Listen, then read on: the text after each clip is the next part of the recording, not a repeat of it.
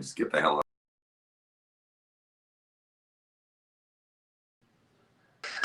All right, we are live. Drinks and Dogs, episode 12, I believe, and I am with no one other but PCU instructor Andy Krueger. Cheers, sir. Drinks and Also, Dogs. Andy, we talked about this before. What is the name of the wine that you're drinking at the moment? It is the Decoy wine. Nothing more fitting. You know how I roll. Nothing more fitting. Ooh, so how's everything been going, man? How's everything with COVID and all this other stuff going on out there where you guys are at? I'm good, brother. I'm good. Thank you for having me on. My second time on now. I love the Drinks and Dogs. The only thing I like more than dogs is drinking. There you go. This is one of my favorite shows. We're doing good, man. I mean, we're out in New Richmond, Ohio. It's like 30 minutes from downtown Cincinnati, if you're familiar at all. So we're just enough out there, but not too far out there. So we've been doing good, man. Business as usual. We're training. We're training ring. We're training pet dogs. All's good here, bro. The Krueger Oasis, man. Like every time I see like the videos of it, I'm like, God damn it! I need to like move out of Cali, get over to Andy. It's like hang out and actually train some dogs in like a peaceful little environment. Back, dude. It's the Oasis.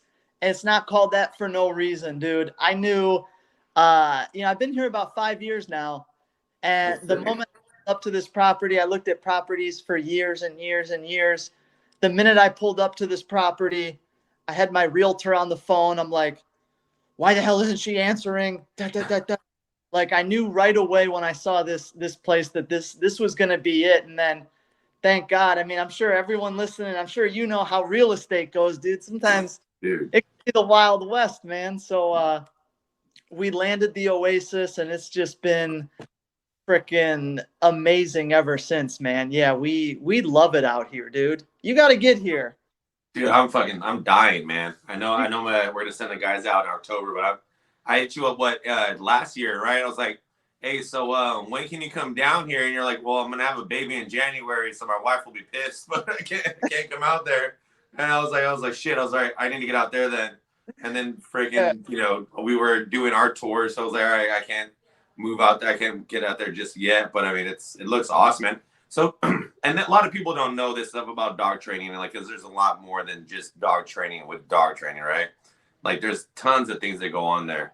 And like your thing, the Oasis. Did you guys put that pond in there, or was it just something that was there already? Pond was here, man.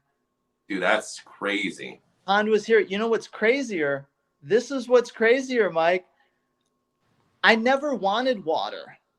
I don't know why. I didn't want water.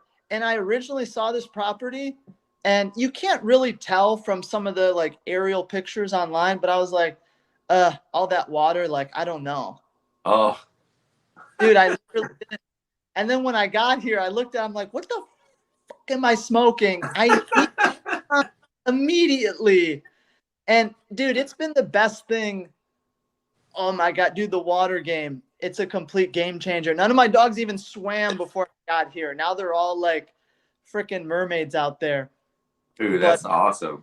It makes all the difference, dude. Like when you're training dogs, especially professionally, to have like a perfect environment that suits that is such a game changer. Because I've worked at a ton of places and I've like had a bunch of other, before this property, I had some other smaller places, and it's more of a grind when you don't have the big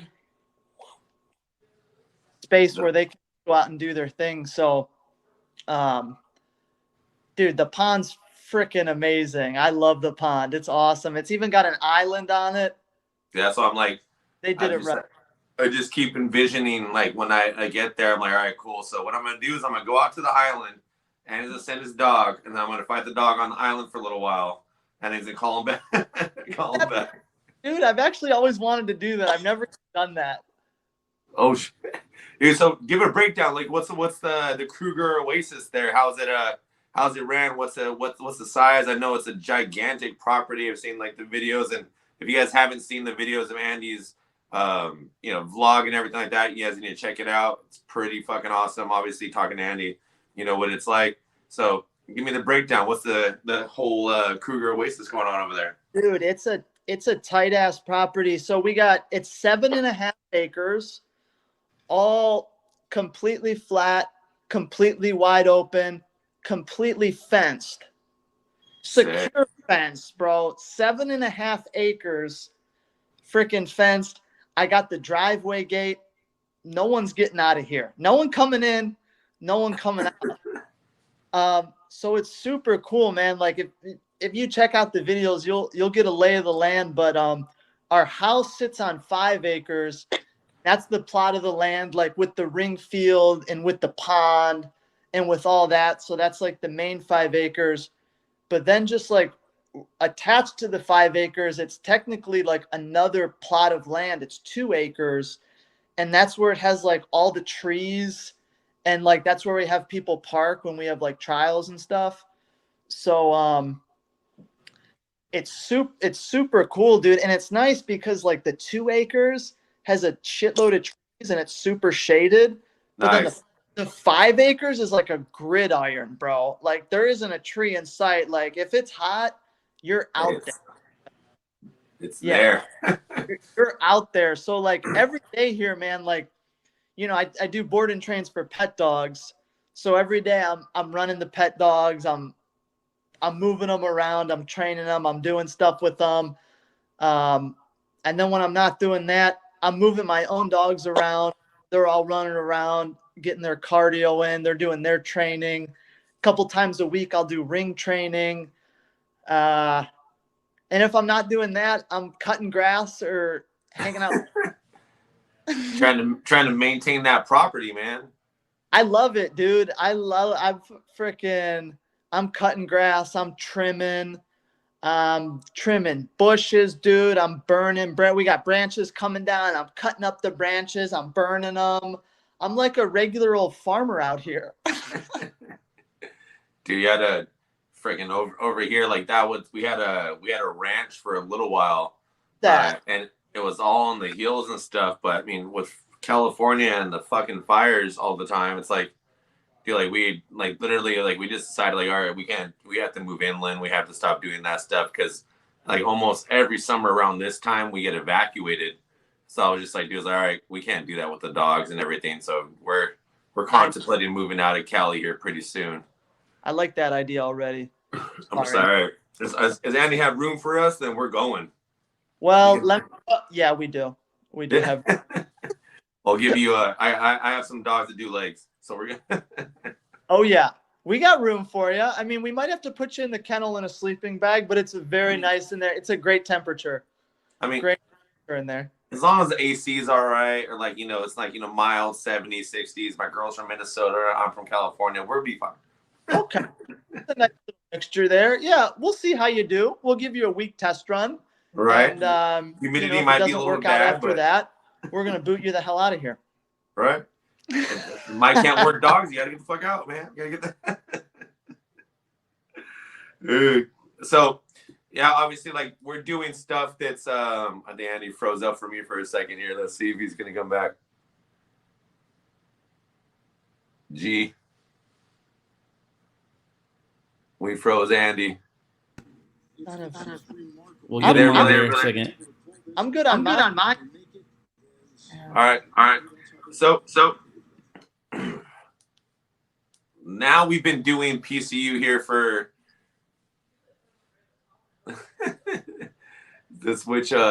so now we've been doing PCU here for what, a couple months now.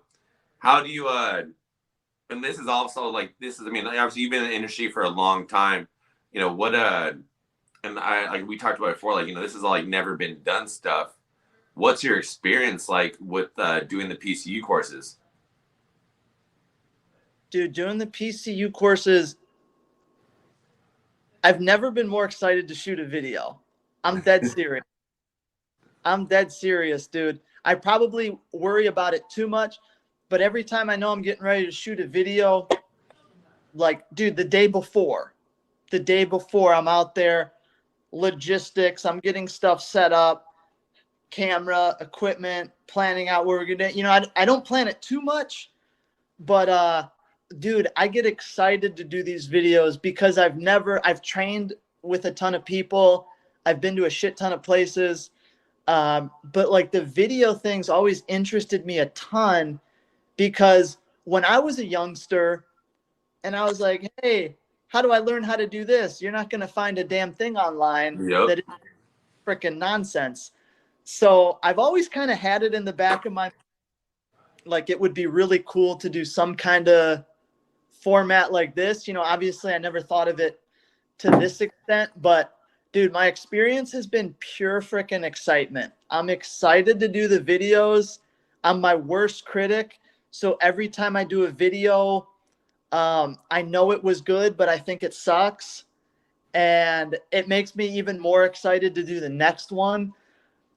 So just for me personally here, shooting my videos has been fun, dude. Very fun. Love it. Awesome, man. That's so like when we first started thinking about the concept of like PCU, originally it was gonna be like, oh, we're gonna do like, promo can and stuff like that, blah, blah, blah. I was like, dude, it's like I talked to Roman, obviously you talked to Roman and G, and I was like, dude, I gotta get these guys in. Then once me and you started talking, I was like, we need to fucking Andy in. Like there's his energy is like fucking like contagious. Like we need to make sure like we get them in there. So we've even like, me, G, Roman, even like all my staff in general. Like it was like if Andy's going on, I was like, we're all watching. we gotta watch it because it's the funnest part about it. And like I love the like the spontaneousness of like how we do it, because for those people who don't know about like PCU and like everything that they you guys were watching right now, it's typically recorded completely live. Completely. Yeah, it's raw as it possibly can be, and I think that's one of the greatest things. I mean, we just did your Sunday course is going to be different, but because of this internet. But dude, like it's so raw as possible, and I think that's one of the most beneficial parts of these courses. Agreed, dude. Agreed. And my course, we did pre-record it because my internet sucks, but make no mistake about it, it was one goddamn take. I looked like a fool in it a couple different times. It's one take all the way through, first try. And that's interesting that you say that because I had my buddy filming it, and he actually hasn't seen any of this stuff, and he hasn't filmed any of this stuff before. So I had him filming it, and at the end he's like, dude, it's so cool, like the rawness of it. Like there's other places out there where you can find dog training videos, and they're good. It's very produced. There's many takes, there's editors, there's multiple cameramen. So my buddy was like, that was filming it, he's like, dude, I want to see mistakes. Like I want to see good trainers like flub up a little bit and then have to work it out. So him, myself, and other people I've been hearing from, that's the shit, dude. Hit record and see what you can do in an hour. Yep. And you'll one take at that. Because if you have a lesson, you can't be like, hold on, sir. Yeah. I want to try that again. You're like, what the hell? So yeah, I think that's what makes us unique. Definitely the rawness. And even though some of my courses will be pre-recorded because my internet sucks, it's hit record, usually close to an hour, 40, 45 minutes, one take all the way through. I don't care how bad I screw up. I don't care how bad the dog screws up, because likely whoever's watching it is going to screw up a bunch. So yeah, I think it's the right formula.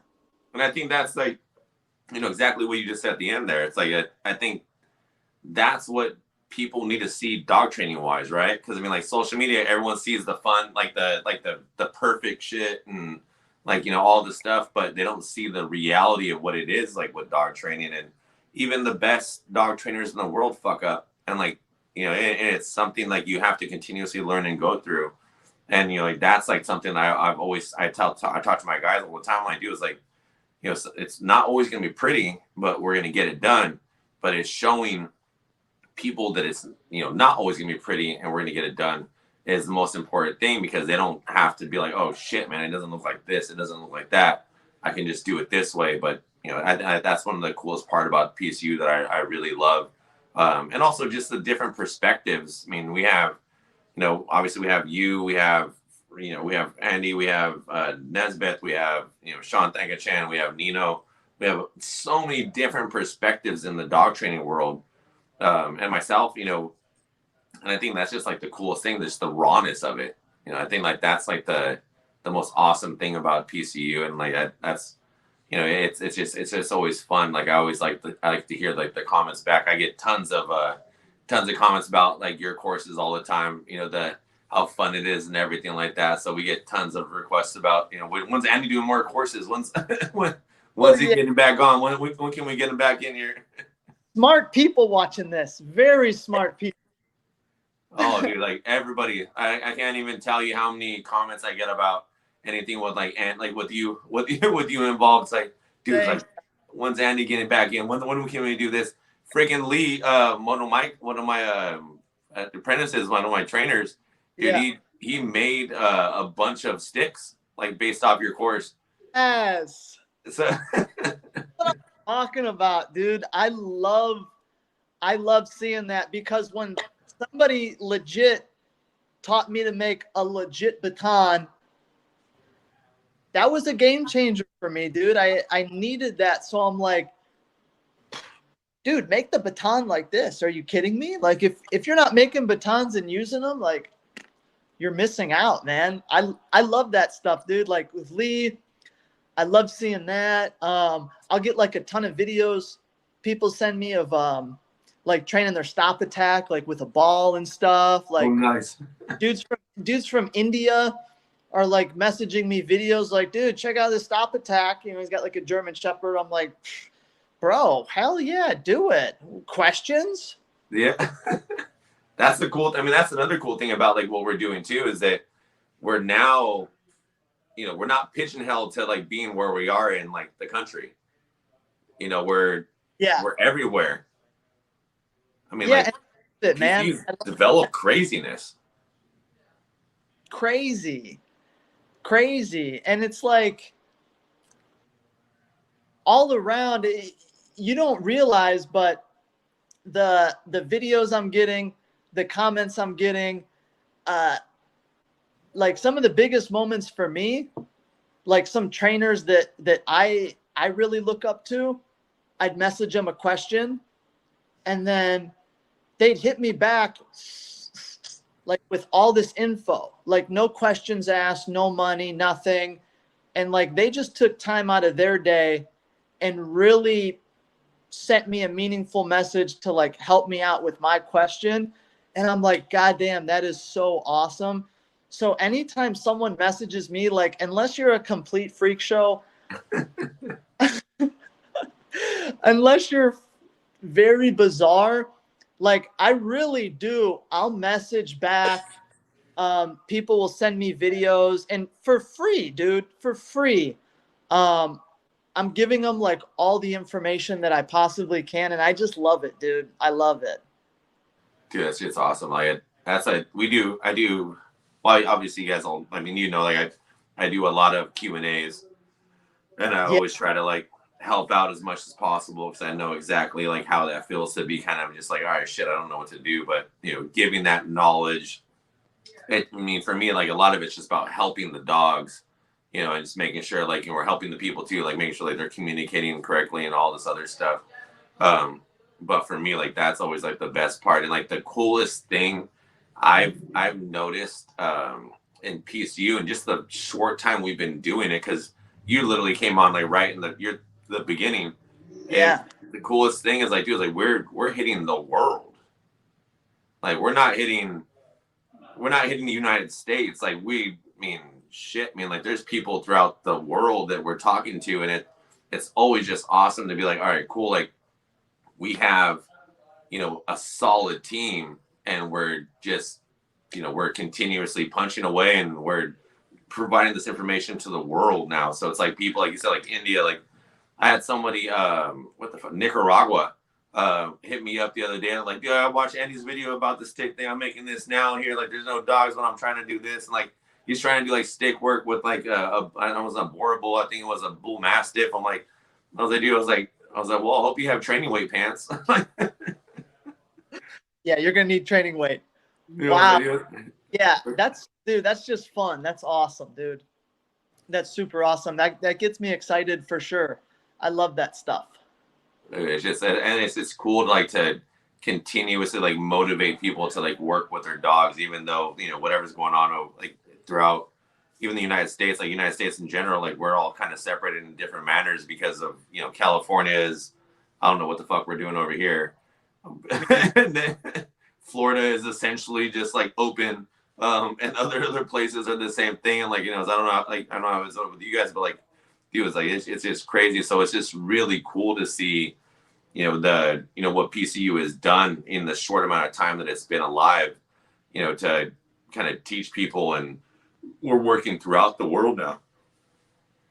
Dude, it's cool to see. And I'll tell you what, for me at least, I'm just getting warmed up with my videos. I mean, I think I have like 4 videos now. Yeah. Maybe 4. Like, dude, I'm telling you, they're going to get better. And we'll be able to hone in better on like what works for people doing this at home. Cause like my big thing for the videos, for the people listening, like, so Mike, when you approached me to do the videos, like I was totally on board. I was game for it, but I was like, what can I do that's going to make this different than like, so here's your leash, attach it to the dog. Now, like, what could I do to make this like kind of different? People know me probably mostly from like French ring stuff. So I'm like, what kind of lessons could I do where people could turn off their computer and then go do it? Like, that's kind of what I try to do with my videos so far. Not everyone has a really nice club like 5 minutes from them. Yep.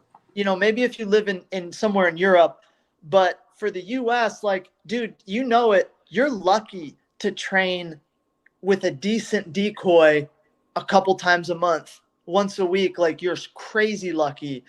So some of my videos, like, you definitely need at least one more person and a dog, obviously. But for a couple of my videos, it's like, I want people to turn off their computer and then like go out and then get started on it. I don't want people to think like, well, Andy taught a stopped attack, but you have to have a trainer, a decoy, a blah. Like, I don't have any of that. So I try to make stuff like people can just do, bro. Like with the stick, with the stop attack, with some of the bungee technique stuff I do. Like, find a friend and go out and train. Like, quit waiting to go to club. So that's what I think is cool about it. Like, I try to make French ring stuff, but that you don't need like some giant French ring club to train. Yeah. And that's one of the coolest things about like the uniqueness about like the courses that you have. It's just things that like people, most like, the normal people that aren't in our world, they don't really think about, like the bungee course, the stick, how to use the baton, how to make the baton, like, what you're doing on Sunday, all these things people don't really like necessarily think about. And I see this more so in California. Everyone's just like, well, I got a body, so I'm gonna send my dog. And yeah, that is to me, and my guys will always, I'm even crucial on my guys. And both of my guys we train them up to be PSA certified decoys. Yeah. I have 2 new apprentices who I put through the freaking ringer all the fucking time. Like, no matter what. Thinking about it. Yeah, dude. Like, it's fucking. And that's the thing. Like, people don't understand the importance of a decoy and a good decoy. And that's it's worth its weight in gold when it comes to like what you're working when you're working dogs, no matter what sport you're doing. Decoy is everything. And it's every decoy is different, man. It's just, it's crazy, dude. It's crazy. A good decoy though is everything. And I've seen people that they're crazy lucky. They get into dog sports, they win the lottery, they get a really nice dog, and they win the lottery. They train with a really good decoy all the time. Yeah. And they know what they have, dude. They don't know what they have. They go, oh yeah, you know, they just take it for granted. They move away, and then they're like, dude, to have a really nice decoy you work with consistently, you don't know what you got until you got it. Like it's everything, dude. Everything. Good trainer, a good decoy. You could have a great dog that turns to shit, or you could have a great dog that's a world champion, and it probably depends on your training director. Yep. Quite honestly. Oh, it's huge, man. Like it's one of the most, like, especially when you talk about protection sports or just protection in general or anything like that. I feel like that's one of the most, like, the decoys itself is, I feel like it's one of the more underrated like aspects of, you know, dog training. It's just, you know, appreciation of that decoy and knowing what they're teaching your dog, because they control a lot of those things. Yeah, you know what I think? You know what kind of bothers me sometimes is the word decoy. Decoy, decoy, decoy. He's a decoy. She's a decoy. Yeah. My dad's a decoy. My brother's a decoy. He's a decoy. Anyone that gets into a suit and catches a dog is now all of a sudden a decoy. That kind of drives me crazy, and it's like the same way it drives me crazy when like a pet owner's like, look, so I've been doing the training myself, and I've been training my dog to do this, and I'm like, bitch, you ain't been training anything. What are you talking about? You ain't Well, I've had dogs my whole life. a trainer. This is It's kind of the same with a decoy. It's like, hey, there's a difference between a guy who suits up and catches dogs and a decoy. There's a difference between that. And in fact, in France, I have been lucky enough to go to France a couple of times to train and to compete as a decoy. A lot of the decoys in France, if you call them a decoy, they'll get pissed. They're like a fucking decoy. They're like, I'm a man of attack. That's what they like to be called. They like to be called a man of attack. They're like, decoy means dummy. oh shit. It really does. Like decoy, like for a hunting dog, like you put the decoy, it's a dummy duck. Like it's nothing. It's a piece of styrofoam. It just sits there. So maybe some of it's like a language type of a thing, but they're like, fucking decoy. Oh, I'm a sitting duck. Like I'm a sitting duck that just sits out there and gets played. He's like, hell no, I'm not a decoy. I'm a man of attack. So I've kind of adopted that same philosophy. I mean, I call myself a decoy, but big difference between someone that gets in a suit and catches dogs and a decoy. Yeah, I mean, like that's the same thing with like Schutzen. Like I started 16 years in Schutzen. Like, you know, it's helper. You're a helper. You're not a decoy. You're helping the dog. You're doing this. You're helping the handler. You're doing this stuff. You're a helper. You know, you're doing that. And like I completely agree. Because when I first got into like I did gun dog stuff. I was like teaching, like I was learning this dog named Go-Go. Like I think it was the same around time. And like, you know, I was like decoy. I was like, and I'm getting like decoy ducks, decoy this, decoy this. Like I was like, that's not what the fuck I do. Like, yeah. I was like, no, and it was like a split second where I felt like a bare minimum of like disrespect when it was like, all right, you're a decoy. Like it was a tiny little speck of it. Where I was like, those are the little dead ducks or, you know, little buoy things that we throw out there. I know. I completely get that. And like I think like that's a big thing that a lot of people don't really like understand. You know, like anyone can get, like you said, anyone can jump in a suit, get bit by a dog. What you're teaching that dog and what you're teaching in that lesson is completely different. And it's also always very scaled by, you know, what sport, what you're doing, you know, what the decoy is, what level the decoy, or what level whatever we're talking about the person. in the suit, what level they're in. You know, and I think that's really important. You know, I think that's, you know, like I think I was mentioning to you earlier in like, you know, the pre-show stuff. You know, I worked some, you know, FR2, FR1 dogs on Tuesday, and like, and by no means am I a French ring decoy or man of attack per se, but I know the basics of what I'm doing and how to counter and work the counters and all those other things. And I was just like, it was like there's such a vast variety in, you know, being a man of attack, being a helper, being a decoy, doing whatever you're doing. I mean, I'm flying out in, I think, a week and a half. I'm going to Memphis, and most of those dogs are like APPDA dogs. And if you're not familiar with that sport, it's completely different than like every other sport. Completely. Yeah. And it's a different type of dog, different type of, you know, thing that you're working with. And, you know, it's funny, like, you know, we do a lot of PSA, we do a lot of personal protection, we do I do a lot of IPG now, or whatever fucking acronym they have for it now. You know, we do a lot of things like that, and it's the adaptability to understand it. And like, that's like, for me, like, I always think of decoying or like, you know, helper or man of attack, I always think of it as like combat sports. Like, you're a coach. Me too. That's like what's your personal thought on that?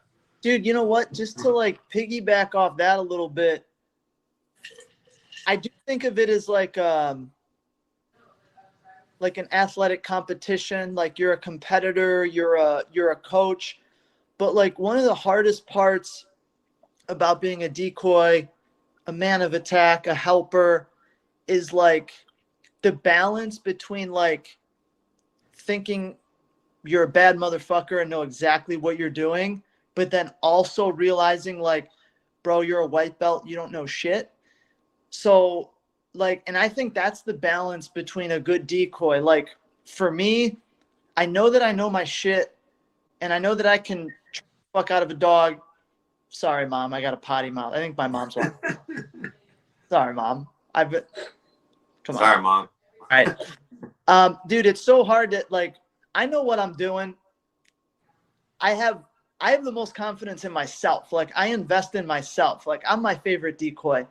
Like, I think I'm the shit. I'm going to put all my money on myself in a decoy competition. So like, I do think that I'm the shit. But then on the other hand, I know that I know enough to know that I don't know shit. Yep. And I try to show up as a white belt, and I love learning, and I love someone telling me like, okay, you teach me now. And so a good decoy has to be very skilled and extremely confident in what he does, but also realize that like, you don't know that much, bitch. Yep. Dude, I feel like that's like one of the most like perfect like explanations of what like being a good decoy is. You know, you have to be confident in the sense like, oh yeah, I can do this, but like also understand like there's so much more to like, you know, learn in that essence of it. I mean, like, you know, I've worked so many different types of dogs, different types, like in everything, like sleeves, suits, whatever it may be. And there's times where I've shown up in places I'm like, well, I don't know what the fuck you guys are doing. I don't know what the, like, I gotta learn how the fuck to do this now. And yeah. Our main concept, and like, this is why, you know, and Matt, Lee, the guys, all my apprentices, you know, they'll all 100% say like, what I tell them to do is like, when you show up somewhere and you're with another decoy in your seminar, you shut the fuck up and you listen. You don't say shit. You listen to what the hell they have to say, and you just shut the fuck up, and you learn from there. And like, I do the same thing. You know, whenever I go to someone's, like, if I were to go to your place, I'd be like, all right, cool. I don't know what the fuck's like. I ain't doing shit. I'm sitting here listening to what the other tell me to do. And it doesn't matter, like, you know, it doesn't matter how many dogs you work. It doesn't matter what certifications you have. It doesn't matter any of that stuff.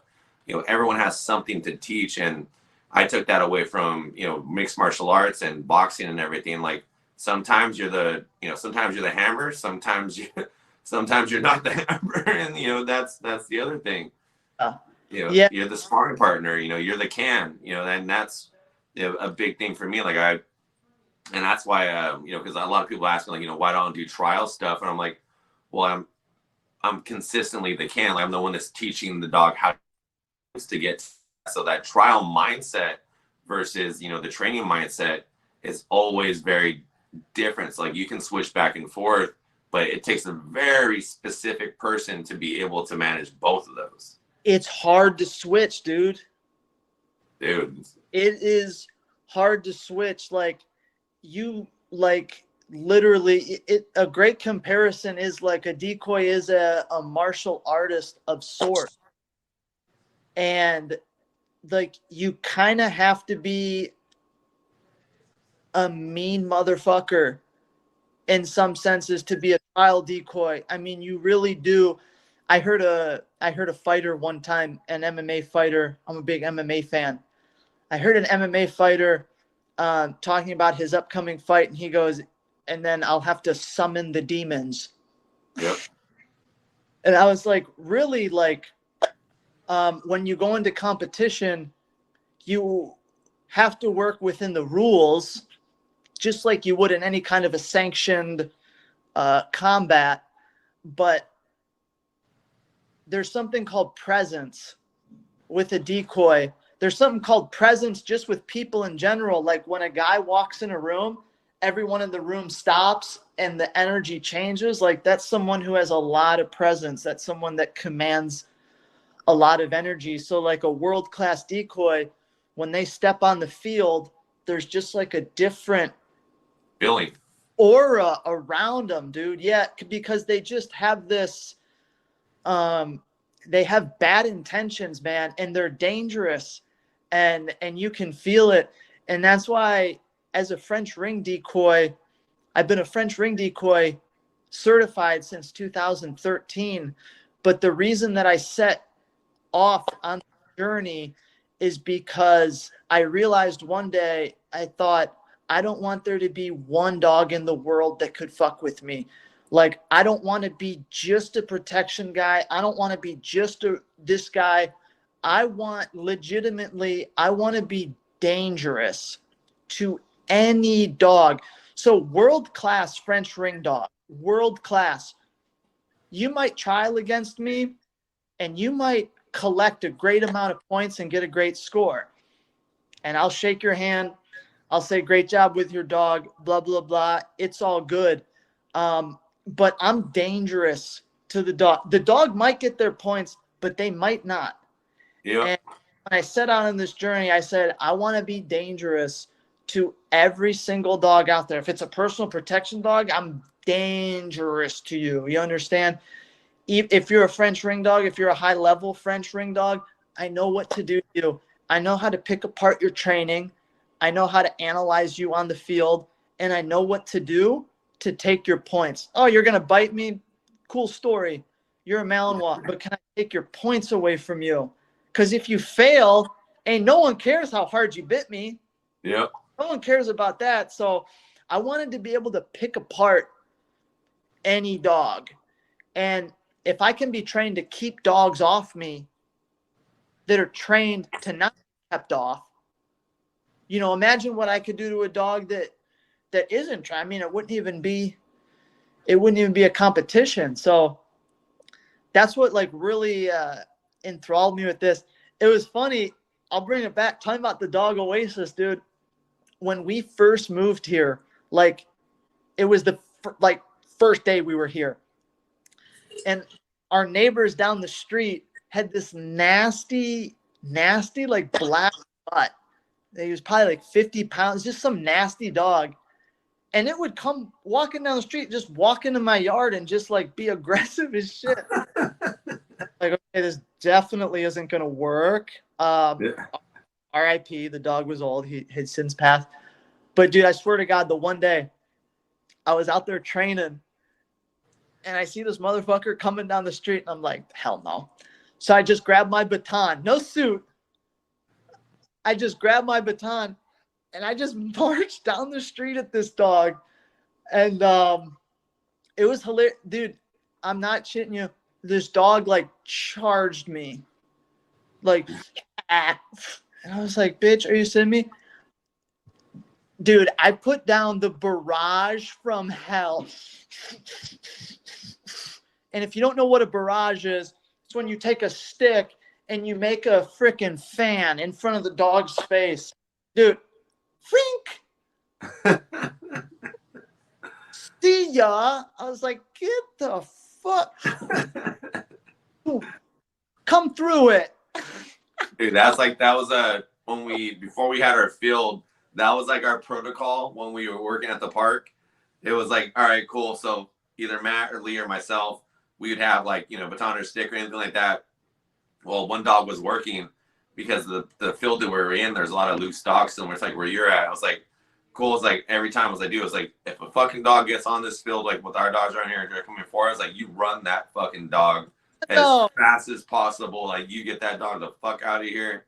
And like that's what we gotta do. So it was like it was always a thing that we're like, we didn't want to happen, but we were like, we hope to happen to see if we can do to see like if it was in that it was gonna do it. I think it like Matt had to run one dog, Lee had to run one dog, I believe.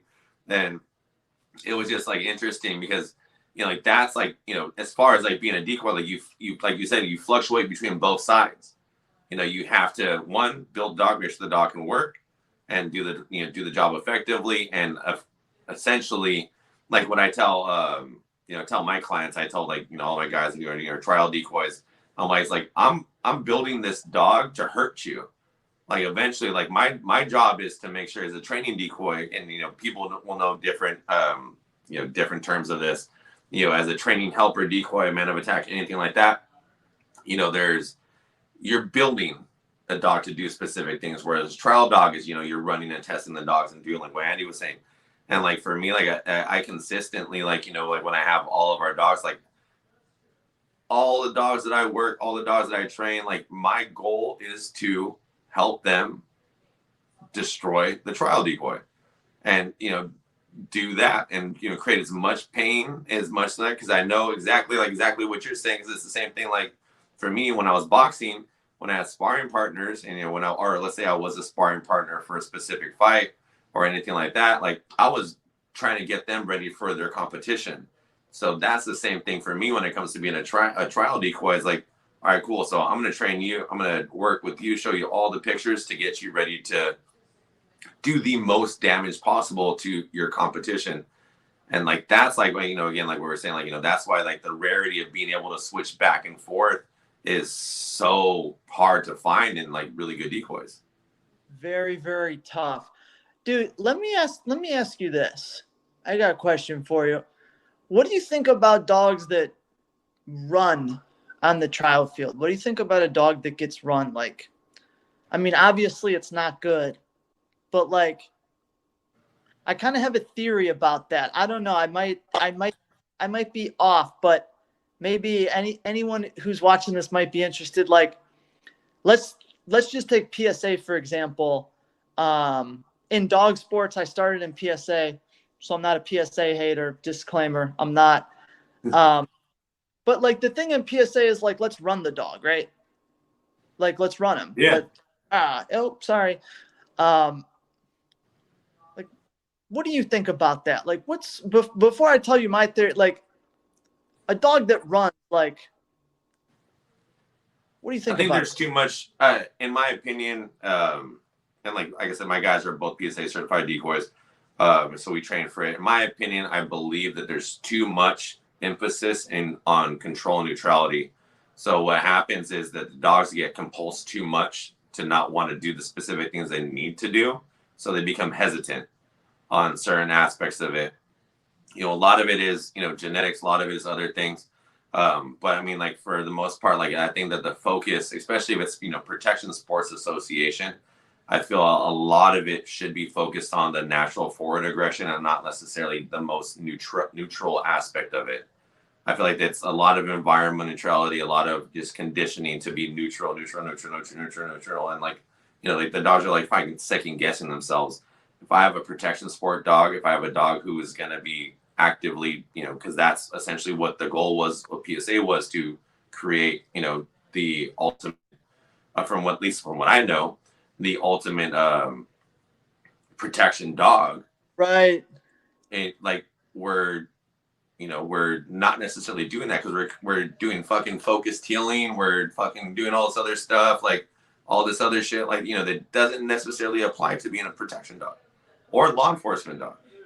And those dogs that run away nervous, hesitant, scared, training, genetics, both?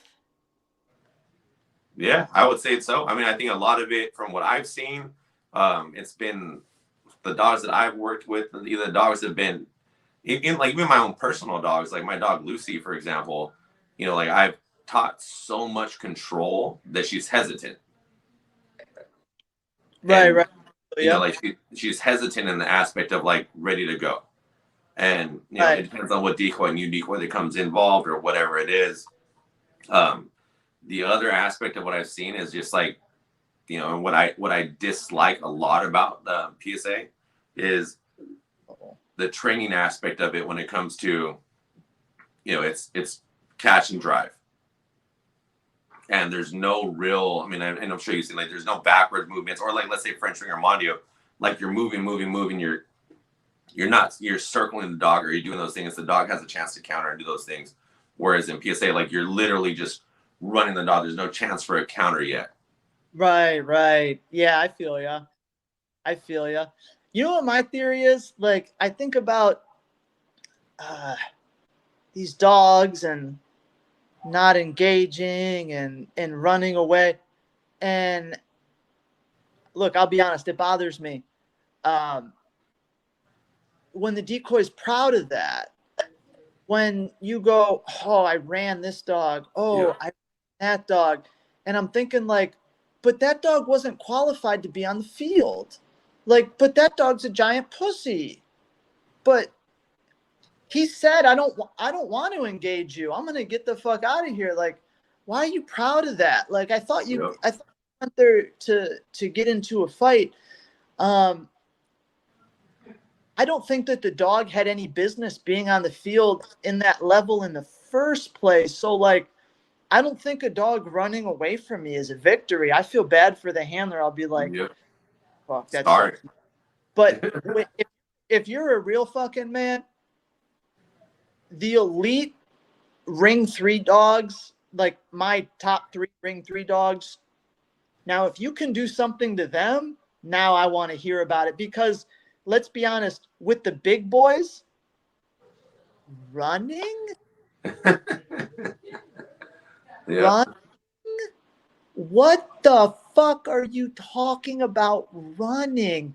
Dude, the big boys, your ass is going to be running. I want to know, there was a nervous, genetic, poorly trained dog that never deserved to be on, had any business being on the field in the first place.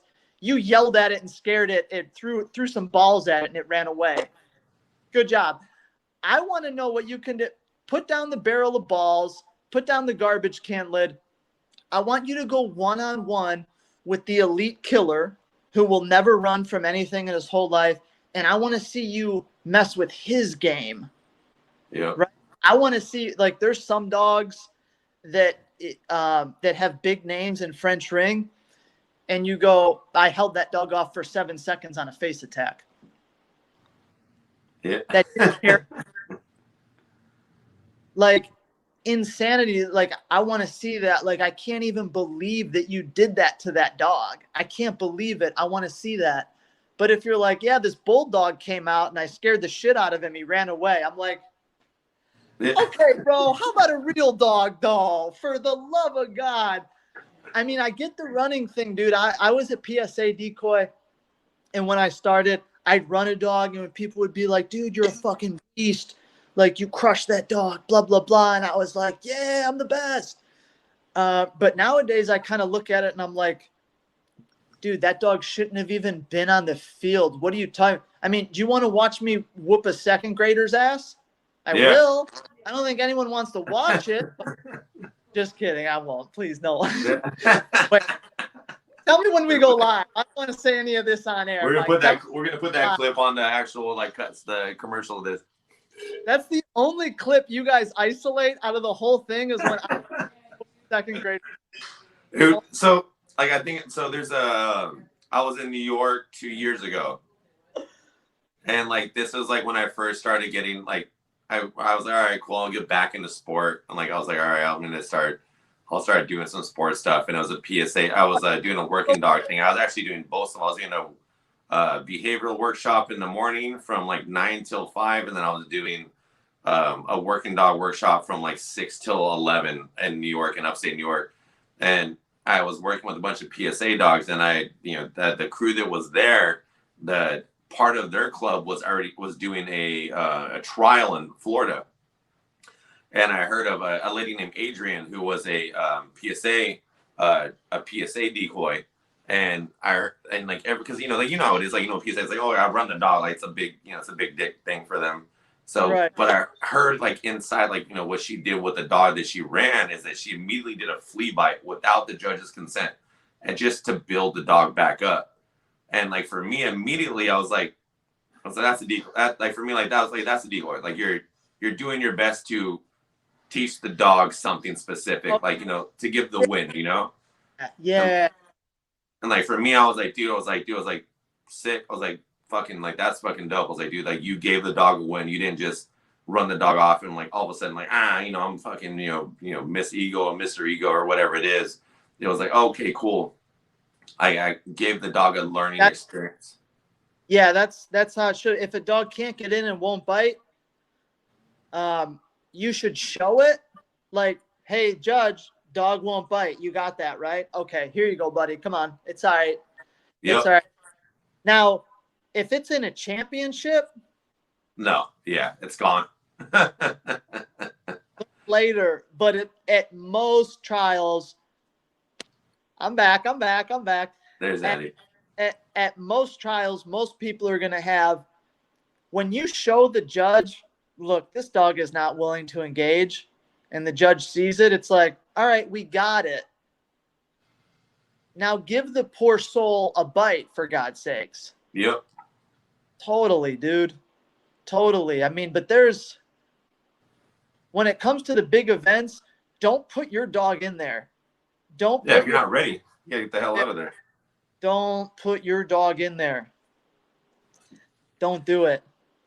You know what's crazy? It's crazy how a dog can be so goddamn comfortable with your club decoy, and he can be a world beater on your club decoy, and then all of a sudden he bites me and he's off. Yep. Or he bites someone. It's really crazy. So don't think because your dog smashes your two club decoys that he's ready to go up against whoever. It's crazy how much difference it can make. I mean, I've decoyed against dogs that have never broken the line in their life. And if you don't know what breaking the line means, it means you downstay your dog, decoy runs downfield, judge authorizes the attack. So breaking the line is when your dog goes before it's okay to go, and then you fail the whole exercise. So I've had a dog who's never broken a line before in his whole life, but the exercise prior, I really got in his head and I really fucked with him. And then on the next exercise, he broke the line and he lost all of his points. And the handler was like, I've never seen him do that before ever. And it's like, when you trial your dog, when you put your dog on new guys, when new guys do different things to your dog, their head goes into different places. They behave different. Everything changes. So like experience is such a. Well, it's like you said, it's like the presence of a decoy can change quite a bit. I mean, like, for example, like today I worked at Dogo, and like I was working at Dogo and carjacking and all this other stuff. And like the dog, like for me, like I go tell everybody, like I'm always in the training mindset. And I let Matt, one of my other trainers, another decoy I have, and he's a smaller guy. Like I'm 6 foot. I think Matt's like 5'8", 5'6" or something like that. And like he came in straight forward, and the Dogo backed up in the car. Like it was just like, so we had to go back into Prego. So it was a completely completely different experience. And it changes. I mean, like, and people don't understand the importance of it. I mean, you can, like you said, you can have a world beater. You can have a dog who's going to be a, a bone, like, just a crusher. I mean, I use, I have my dog Lucy, who is sister to Ozzy, but like, I use her as an example in the aspect of it. Cause Ozzy, for the most, like Ozzy, like I've not seen one. He's, I don't even know, like 40 something, I don't even know how many fucking decoys he's bitten and people he's hurt. But like, Lucy, for example, like, if you give her a different position or a different like entry, she's going to change the way that she reacts. Yeah, and like, that's something that's independent on her, but it's always based on that dog that's in front of you and the decoys and the decoys presence. I mean, there's so many different applications, like we talked about earlier, of how people decoy. I mean, you have like IGP decoys who come in very straightforward, very defensive. You have, you have, the ring decoys that are very like, you guys are very athletic, like you move, you go quick, it's not a lot, tons of noise. PSA decoy is very frontal and like, blah, blah, blah, blah, blah, stuff like that. Same thing with AP, Hurricane PV, and then APBD, which is, I'm still learning more about, is, very similar in that aspect of it, where it's more frontal pressure going forward and like more jamming and things of that nature. So it's like, it just, there's so many different elements, but it's just preparing. I feel like that's like the most important thing, like as much as you possibly can. But yeah, I mean, like when it comes to what you say, it's like there's dogs like, not all dogs or world beaters are going to stay consistent no matter what they're doing. Dude, you need the genetics come into play a huge part too. Dude, there's been decoys and trials that have taken the field. I wasn't even involved in the trial. These decoys took the field and I was nervous. I mean, that's just the kind of presence. And same for a handler, dude. Like, handlers should have the same presence to be able to. And I feel like that's the most important part. The handler? I feel like that's the most important part, because if you if you step on the field and you're nervous as fuck, like you're just like, you're just like, having that adrenaline dump of doing it. Like I haven't competed in sports in a very long time, but like if you step on and you're just like, hyperventilating and you're just like, really nervy about it, I feel like that just transcends to the dog. And then, whatever let's say, if I go on the field and like I'm doing French ring, I'm not really prepared for it with my dog Lucy and you're in front of me, I'm gonna be nervous as shit because my dog doesn't do that stuff. And I'm gonna be like, fuck. I was like, happen. Yeah, I'm like, what the fuck? Like, so it's in my head, it's just not gonna be there. And I feel like that would transcend to the dog. What is your experience with that? Dude, I've seen, so I'll give you two, one on one spectrum, one on the other spectrum. So I have a handler and a dog, and the dog walks all over them. The dog has the handler in their back pocket. It's not obvious. If you looked at it, you'd be like, wow, that's a gorgeous team. One of the best I've ever seen. But I know them, and I know that the dog has the handler in their back pocket. I know the handler's not willing to cross the dog. I know that they're not no. Yeah. They're not in the dog's head. The dog really doesn't give a fuck about them. And if the dog blows them off, okay, you might e-collar me, you might prong me. In a trial, nothing will happen. They don't have the dog. They're not in the dog's head, and they don't really have control of the dog. And I got the handler like that. And when he walks onto the field, I'm like, dude, you need to have more. Okay. He walks onto the field, starts handling the dog. I was like, dude, if I was the dog, I would slap you right now. Like nothing, nothing. And then the polar opposite, Hervé Mavunga owns Demone, one of the most famous men of attack of all time, and handler, just an absolute monster. If you guys don't know Hervé Mavunga, how dare you slap yourself right now and then YouTube after this, all that man's videos. He's a monster in the suit, and anyone watching this, if you have a dog, your dog is screwed against him right now. My dog, screwed. I mean, he's a legend. But anyway, I watched him handle his dog in the Cup of France 2 years ago, and I was with that guy training all the days leading up to it. And I shit you not, when that man stepped onto the field with his fucking dog. I was sitting there like, the dog doesn't mess up. Yeah. Perfect. Dude, that man's presence is do you know Hervé Mavunga? Oh, yeah. I've heard of Dude, him. his presence is unreal. We go to a gas station, bro. We're at a gas station. Hervé drives around this big ass van with a bunch of dogs in it. He has freaking, I mean, he has like 6'9", like blasting out of the van, like full volume. Like my mom back in America can hear the music. He comes up blasting. He gets out of the car. He walks into the gas station. He's the biggest, loudest guy in there. He starts bullshitting with the clerk. They're chopping it up. They're laughing. He's just this fucking force that enters a room. Like he's just this big presence. And it's the exact same in a suit. And as a handler, like when that man steps on the field, you're like, here comes Hervé. Like, I've never seen him in person, nor have I met him ever. But like I've always like there's a photo of like he did like it was like last year or something, right? Like they did like a bite suit with like a hoodie or something like that, and like a long dress on it. And they're like, well, someone asked like, what do you think about it? I was like, well, he can do what the fuck he wants. That's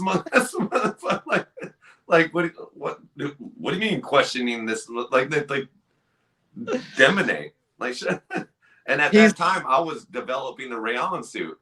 So like he was like, what, you have anything about this? I was like, no. Why the fuck would I have anything to say about this man in general? Like, yeah, exactly.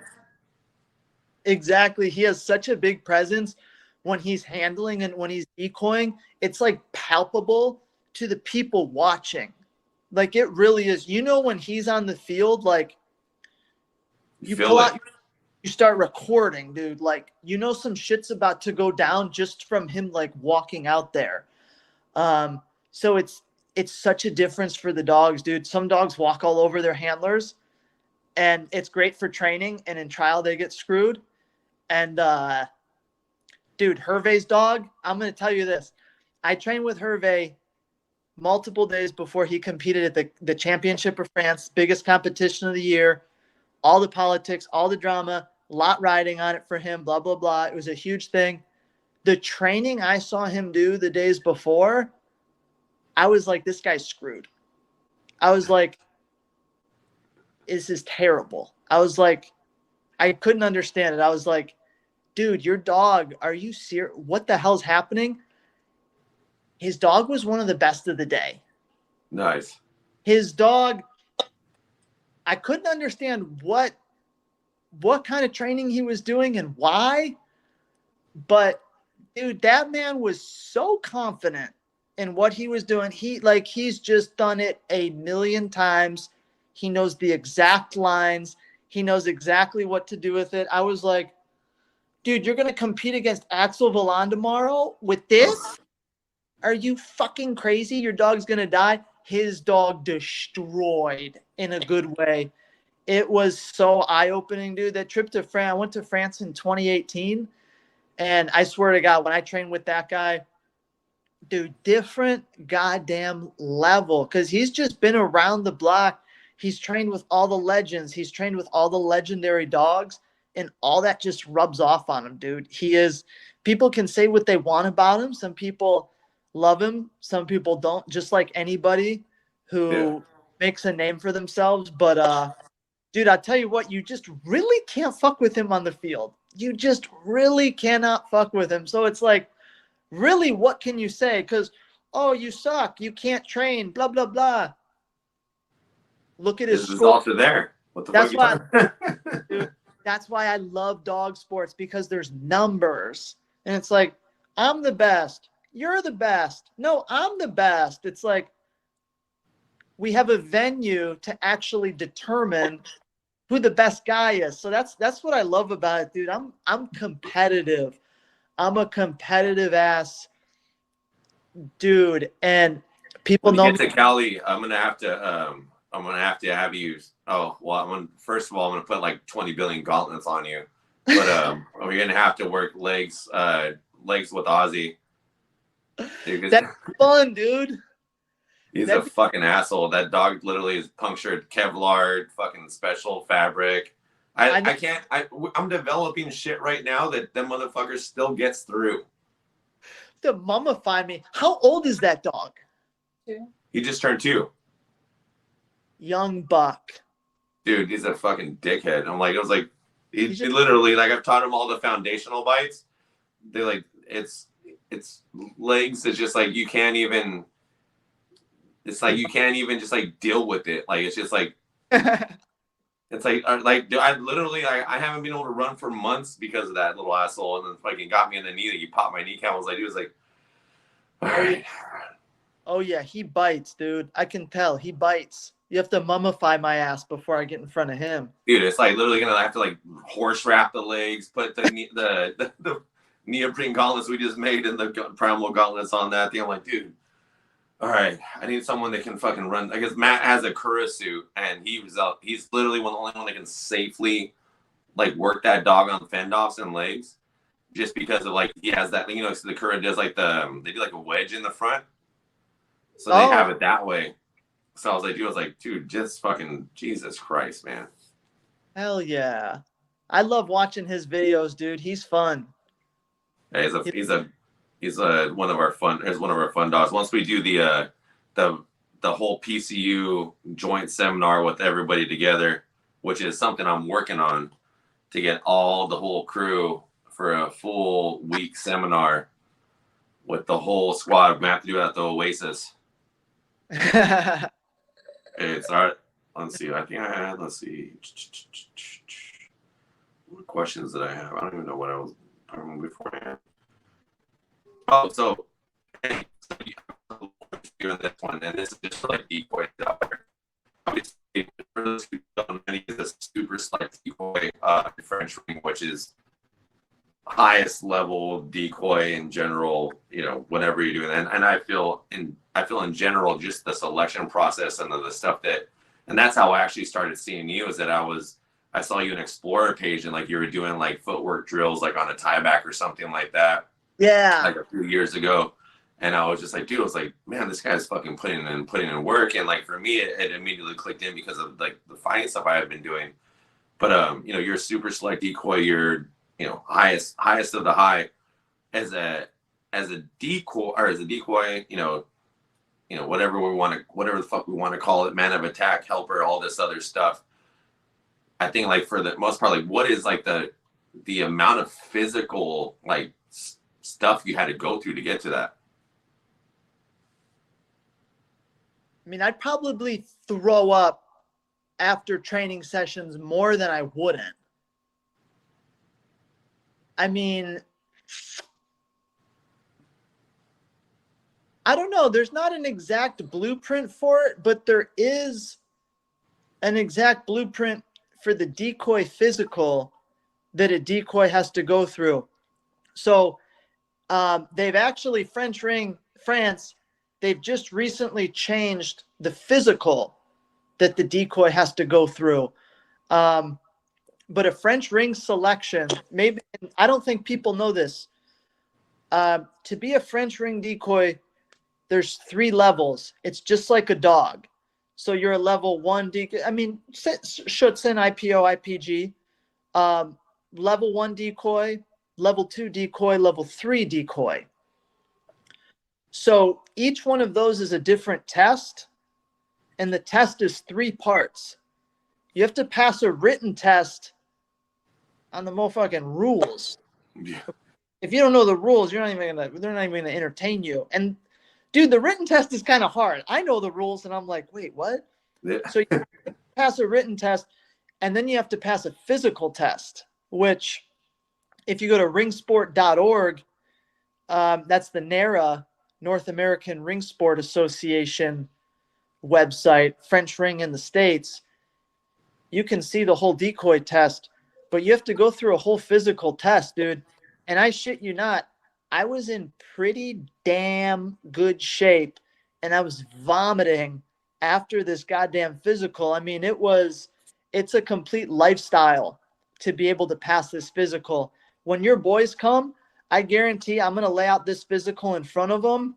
It may take them, if they're crazy professional, 3 months of intense training to be able to hang with it. I mean, it's kind of crazy. It's almost too much. Like, there's a lot of good decoys that just can't even get past it. Like, it's almost too much. But the physical is crazy. I mean, there's running, there's a slalom course, there's shit that you have to do in the suit. Yeah, jump over hurdles and stuff too, right? And all the other stuff. Yeah, that was the older one. But dude, I've been jumping those hurdles for like 7 goddamn years, dude. I mean, the hurdles, it is so brutal. And I love the physical. I love it because it separates everyone else. It's like, nope, you don't have what it takes to do this. I love the physical. And I what I love about the physical is what it did for me mentally, because I'm standing there. I'm on the brink of exhaustion. I feel like I can't go anymore. And I know I have to go, and I have to do those whole hurdles up and back again. And this is all time. There's a judge there with a stopwatch. And if you don't do it fast enough, you don't even get to go on to the dogs, dude. Like, you don't even get to. So the way that I thought about it was like, it's a 3-part test, and there's 2 things I can control. If I fail the written test, I'm going to hit myself in the face with a hammer. Because if I fail the physical, I'm not going to fail the physical because I know exactly what's expected. I don't know what the dogs are going to do, and I don't know what dogs are going to be there. I don't know if they're going to bite me here. I don't know if they're going to run away. I have no idea what the dogs are going to do, but I sure as fuck know what that physical is going to do. So I almost trained like a wild animal just to get that confidence. Like, I'm going to smoke the physical. And then the other guys that were doing the physical as well weren't as prepared, and they failed. But then they looked at me and they're like, this guy is an animal. This guy's an absolute crazed animal. And I feel like training for that physical did give me the edge a little bit mentally when it came to the work with the dogs. But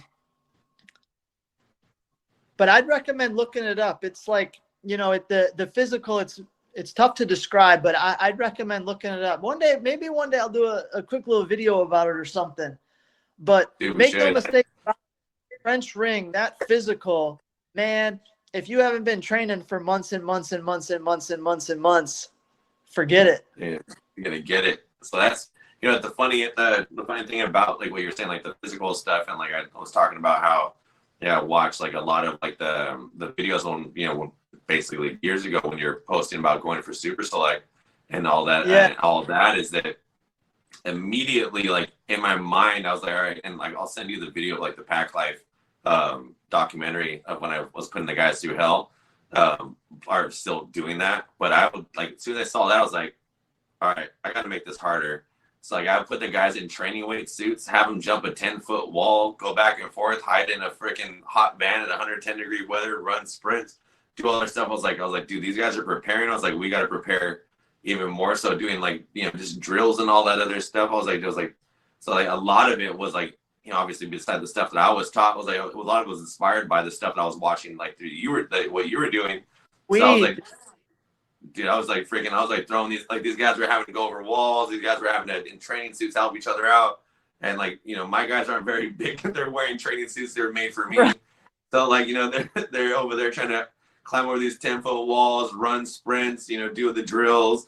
I have them like lay on their stomach, jump up real quick, catch a dog, drive it, like, you know, do whatever they possibly could. And I was like, all right.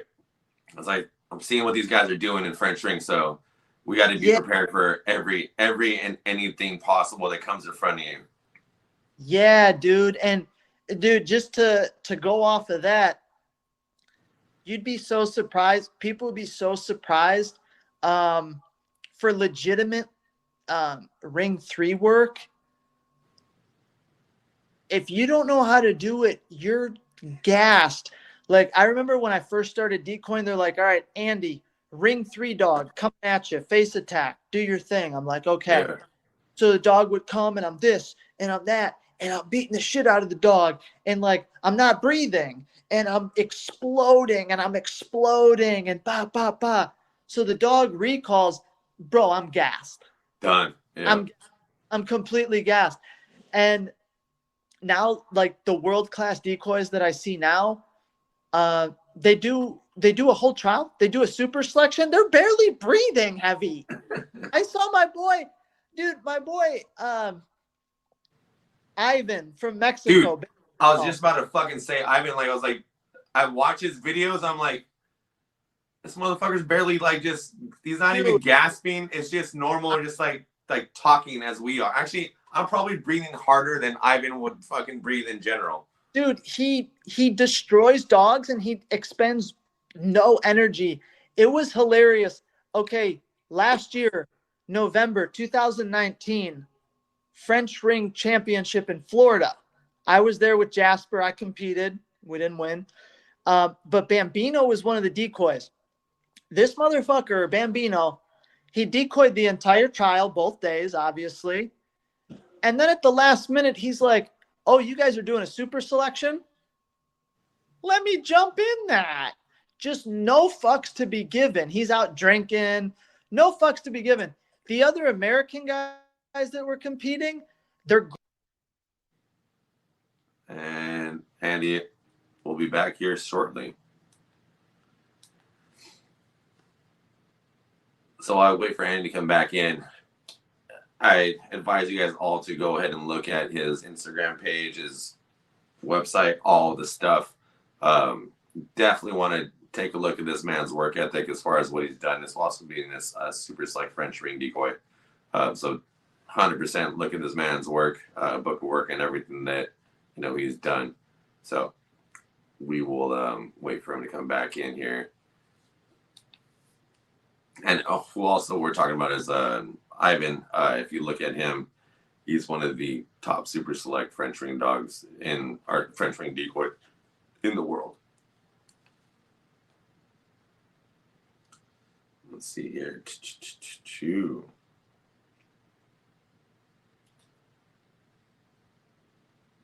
Go ahead and go through some questions here.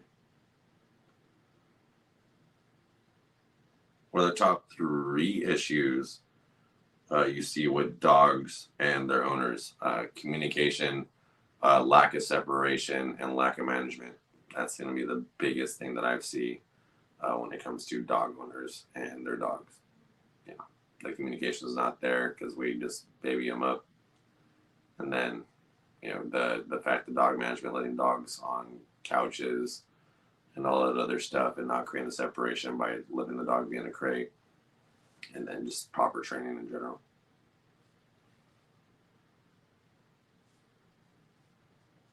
Go to here real quick, guys. Andy's just gone. Andy is gone. All right, I'm gonna give it 1 second. I'm gonna mute my mic. I'll be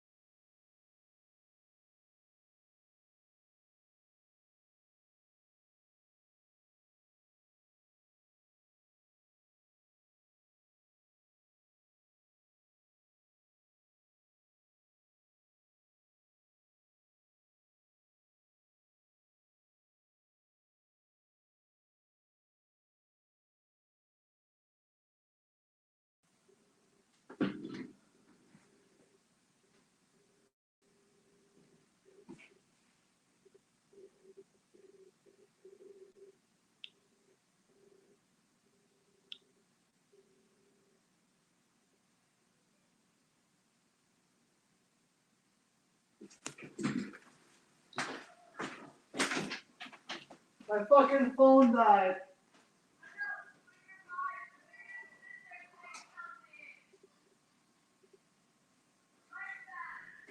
I had to go to the restroom. Hey, you got me? I got you. Dude, I'm such a rookie. My phone died. Oh, dude, it's fucking. I'm a rookie. Trust me, as one of the creators of this whole entire experiment, we've had we've had so many problems with it.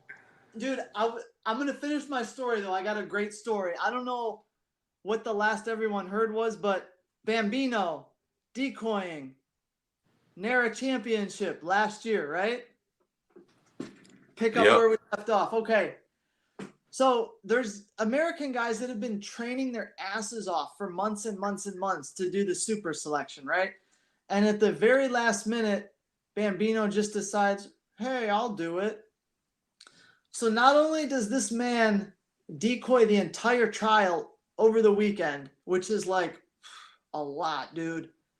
He jumps in the super selection last minute. He absolutely dominates, not even close. He's barely sweating. He's not even breathing heavy. And then at the end of it, they're like, oh, and the winner is Bambino. And he's just off to the side, like putting his suit away, like, very cool, guys. Thank you. And just puts his suit away and leaves like it's just a normal day. Like when I won the super selection, I'm like holding up trophies. People are taking pictures. I'm like, this is my moment. And then Bambino was like, what is it? I won. Oh, very cool. Thank you. Just like it was nothing, dude. I'm like, Well, that's all, this fucking guy. you talk about like genetics. Like, what was he even in his suit since he was like 10 or something like that? Yeah, dude, just fucking met a real decoy, dude. A decoy's decoy. Like that man is just fucking. He'll get in front of any dog for any exercise, and he's not sweating shit. You know how there's those some dogs where you're like, oh, I gotta work that dog. God damn. No, none of that with him. He's like, who is it? Cool. Yeah. I don't get it, bro. It's a different breed. That's how some of those French decoys are too. It's just everything's just cool, fine. Yeah, we're good. No problem. No problem. My favorite thing is like what the French rain decoy is like. If it's not an FR3, it's shit. Shit. It's just shit. Baby. Yeah. Baby. So, all right. So we're gonna get to we're gonna get a couple questions here. Let's see. Beginner. It's basically a beginner decoy. Looking to get started in any aspect of decoying. They just want to learn, and they want to know the best approach to do that. What's your advice? Buy my videos on pcu.primalcanine.com. Bang. That's number one. Number two, I'll give you the stock generic dog trainer answer, which is find the closest club to you, become their slave, and learn everything you can from them. But someone that's looking to get into decoying, fucking get a good car. Get a really reliable car because you're going to be driving. You're going to be driving. I mean, you can fly if you want, but it's going to take a really good bit of traveling. And if you don't have any money, if you have a busy work schedule, then you better figure that shit out because you're going to have to go online. You're going to have to be up on Facebook. You're going to have to be in PSA groups, French ring groups, Mondio groups, IPG groups. And you're going to have to message a bunch of motherfuckers and be like, can I show up? Can I watch? Yeah. I want to learn. Can I do this? And you're going to have to grind your ass off. And then if you're lucky, if you're not a complete weirdo, some trainer is going to see something in you and they'll be like, all right, kid, you can tag along during my club and watch what I do. But you need to be prepared to like grind for that because everyone wants to learn. Hey, I want to learn some stuff. Like you need to get a nice vehicle and you need to be prepared to drive your ass. I hope you can work remotely. Dude, that actually, I mean, I'm not address the other questions, but I think like that's one of the things with being a decoy. Like I feel like the good decoys feel it the same way. Is being a decoy is a privilege. Like I feel like being able to decoy it's a privilege. It's not just like you're not a body just getting banged up. Like it's an art form, especially at higher levels, trials, Big. Anything like that. It's a huge, huge privilege. And it's something that's earned. It's not given. Any dumbass can get in a suit and get fucking, mauled by a dog, but actually learning and training and doing those things is something that's earned. And that's like what I consistently preach to my guys. Like, what I do is like, just because you have a suit doesn't mean you get to work the dogs. Like, you gotta continuously earn that right to work the dogs, because you're one, not only putting yourself in danger, but most importantly, you're putting the dogs in danger. And like, depending on if you don't know how to catch, jam, break a dog's neck, do something like that, there's problems. And the way that, especially the way that we decoy, we're fighting dogs for 10, 15 minutes. We're rolling around the ground with them. We're, doing all this other stuff. Like, you got to be, one, physically conditioned, and two, understand how to manipulate the dog's body to create safety for them. And then, if we start getting into fighting with the handlers, then you have to understand how to protect the handler, protect the dog, protect yourself at the same time. So it's something that's earned, in my opinion. It's not really like given. And like, I think people see a lot of stuff online. They're like, oh yeah, this guy just ran away and got bit by a dog. It ain't this, not remotely. Like we talked about Ivan before, or earlier in this chat. Like, if you look at him when he's standing there for a face attack, like, he's calm as shit, and all of a sudden, like, one leg comes up, boom, dog's gone. And people think like, oh, this is an easy thing. Like, absolutely not. That's complete timing. That's muscle mechanics. That stuff that's been built into him, and like just reaction time. Like, it's the slow motion aspect that you see when the dog's coming in. And that's through reps, and that's through just training and going through it. That's what I love about Ring, dude. I'm glad you said that, because, like, back to what I was saying earlier about running a dog. Ah! And the dog's like, oh, I'm scared, and they go away. But what happens when you get a dog that isn't? What happens when you get a dog that isn't scared of you? You get blasted? And the dog wins, I guess. That's what I like about Ring, is because you can just stand downfield, you analyze the dog, and it's pure technique, dude. These dogs don't run. These dogs don't get scared. They don't do that. You're not like spraying a hose in their face. Like, no, it's not that. It's you're going one-on-one with the dog, and it is pure technique. They're not going to run because they're scared, but they can be held off of a bite if you trick them and have technique, and then their points start to go down. So a face attack is 30 points. If I'm a decoy and a Ring 3 dog scores a 30-point face attack, fuck me. I just got destroyed. The dog just had his way with me. If I have a Ring 3 dog and he scores 20 points on the face attack, that's big money. That's big points right there. I really did my job there. So that's what I like about Ring. And like you were saying about, like, you're just stone cold downfield like another day. It is pure technique. Like, fighting. You used to fight. I don't know your background a lot, but fighting. You used to fight. Imagine if you come out in a fight and you're like, yeah, I'm going to fight this guy. Ah! Yep. Never been in a fight in your life, but if you're like, all right, I'm going to fight this guy. Everything's counters. And, dude, Ring, you're a counter fighter. The dog's coming to bite you. You're not. The dog's biting you. So when the dog, I'm going to counter and I'm going to move that. Dog tries to bite here, I'm going to counter and go like that. So it's like, I started out in PSA. Dude, I'm probably, I'm 5'6" on a good day and 145. Okay, I'm a solid ass, be a solid featherweight, whatever it is. And so these I'm just like, I'm not a battering ram. Like, I'm not charging at these motherfucker. Like, that's what I like about Ring, is because, like, bitch, you ain't gonna bite me. Yeah. Like I at least have some kind of recourse, some kind of opposition. I'm not just allowing a complete blast to me. I mean, what fight, like a courage test? Sorry, PSA people. Look, I'm sorry, guys. What fight have you ever been in, Mike, where you charged at the guy screaming with your arms in the air? Never. Who fights like that, man? And so it's not a fight, though. So it's not a fight. You just want to see if the dog's scared.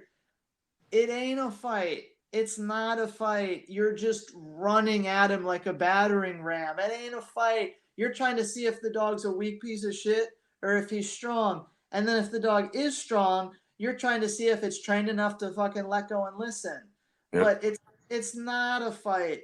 When you see Axel Vallon do a ring 3 face attack with a legitimate dog in a championship, that's a fucking fight. It's the highest level of fight between Decoy and dog, straight up, my opinion.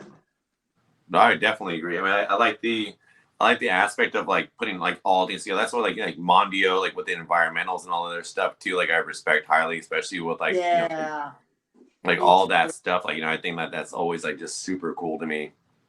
And that's why we try to put that's why I'm trying to bribe all my PCU friends and decoys here that come to California so we can work some of our dogs here. Yeah. Dude. So not gonna keep you much longer, brother. But so Andy has a class this Sunday, right? And Sunday. What are we going over here, sir? And that's what I want to make sure everyone understands and can feel the energy of Andy Krueger's class this Sunday. What are we going over here? How to catch a French ring dog. Never before has there been a video like this. Spoiler, we shot it yesterday. We shot it yesterday for a couple reasons. My Wi-Fi sucks. It cuts out all the time. Even if my Wi-Fi was splendid, I can't get that far from my house. So now we're going to pre-record them. I can use my entire French ring field. I can use my entire property. Bitch, it's still all live. It's one shot. It's one take. This last video, I got a phone call in the middle because I messed up the do not disturb. So there'll be one cut out, but Scout's honor, it's one damn take. There's never been, and I can post a picture after this. I have a spray painted diagram on the field that, I think I invented. I've never seen before. It has the box the decoy's in. It has distances. It has arrows. It has the arcs that the dog has to make. Mike, you've probably seen this because you've probably seen the video that I recorded, but it's literally foolproof. Like, I'm telling you, like, when the dog is 3 meters away is when you need to move like this. Like, it's marked on the field. You can video it. You can see where the dog is. So I have a legitimate diagram on how you need to move and how you need to catch a French ring dog. There's no videos where you can learn that if you hooked up with a great club. Maybe, but still, even at clubs, they're like, all right, dog's coming in, like slide behind the barrel. Like There's not a good technical breakdown of it. And me, myself, I learned the hard way. Like, no one ever gave me a technical breakdown of shit. They're like, get in a suit and run, pussy. So I never got a technical breakdown of anything. But you asked me at the beginning, to come full circle here, you asked me what I liked about the PCU videos. Dude, I am breaking this stuff down and like relearning it and seeing little aspects and stuff that I've never seen before. So like, I know how to catch a dog, like so good now, not to sound, but like I know how to, I don't even think I just, catch. But now I'm like, I need to break this shit down for people that don't know anything. So I'm making these diagrams on the field. I'm analyzing every possible situation. So if you watch French ring videos, you see Axel Vallon doing all this crazy shit. You see dogs doing all this crazy shit. The video that I'm doing on Sunday, like without that base, none of that's happening. My video on Sunday, is where any extremely high level dog starts. Like if your dog can't do that, don't move on. So I think on the freaking internet, period, it is the most in-depth, comprehensive breakdown of how to catch a French ring dog. It's probably 50 minutes. I probably could have made it 35. Let's be honest. It's a little long-winded, but I literally cover everything multiple times. So, man, I just can't imagine how you can see an absolutely beautiful French ring catch and not wonder, like, how does that work? So that's kind of what this video does. It breaks down everything step by step, like exactly how you need to catch a French ring dog. And I do say this in the video, don't try this stuff if you've never caught a dog before. You know, I expect you have some experience catching a dog. And don't do this with a dog that doesn't have technique. The bungee, quality bungee work comes before my video on Sunday. So just for your training, just know that. Like, your dog's a killer on the bungee, hell yeah. Now my video on Sunday, now we're going to level up and take it there. So, man, I'm excited. I had a blast filming it, dude. It was so I can't wait to watch it. And like for everyone watching this episode now or who will watch it in the future, all the videos Annie has been putting together are all things that you can watch forever. So forever. Make sure you catch those. Make sure you watch those, that we're continuously improving everything. And yeah, man, I appreciate you, brother, for being on. Appreciate your being part of PCU, be part of the team. One of the main coaches, man. So I got to cheers you. I'll see you on the after show, brother. Yes, sir. Cheers, brother. Thanks, guys. Thanks, Appreciate guys. you. Holler at me. Hell yeah. Hit them up. Later.